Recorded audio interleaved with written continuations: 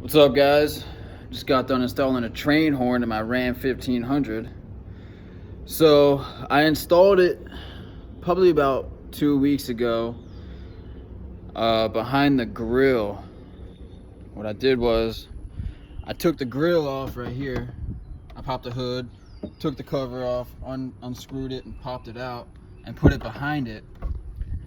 And what happened was an engine light came on, and I read it with the code, and it ended up being the active grill shutter is what it was.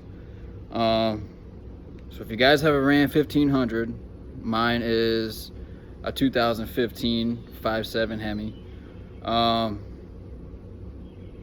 Don't do it behind the grill. I'll show you guys what I did.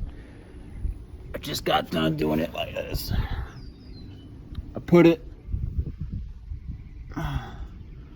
I hooked it up underneath the bumper. Let's see if I can show you like this, like that. And then I put the compressors. There's too many compressors. I hooked it up right up there. There's the wires. I'm gonna tuck those in a little bit. Just wanted to get it hooked up just to see, you know, how it turned out. But really, I mean, that's a more practical spot. I mean, you can really do it. I know a lot of people do it in the wheel well or in the spare tire well area. But normally that's for when you got a big train horn. I mean, I just spent, it's a fucking $40 train horn. All it is this right here.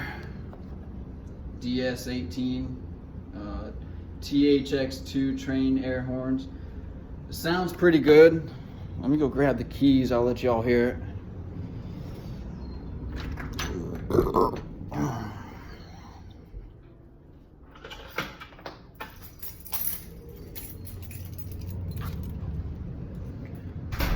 LEDs in there.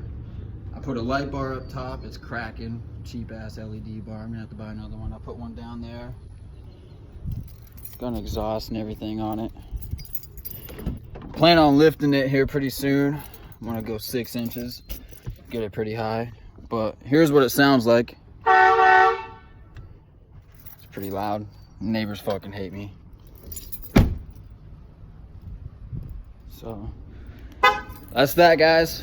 Just thought I'd put up a little review on that. That's how you do it.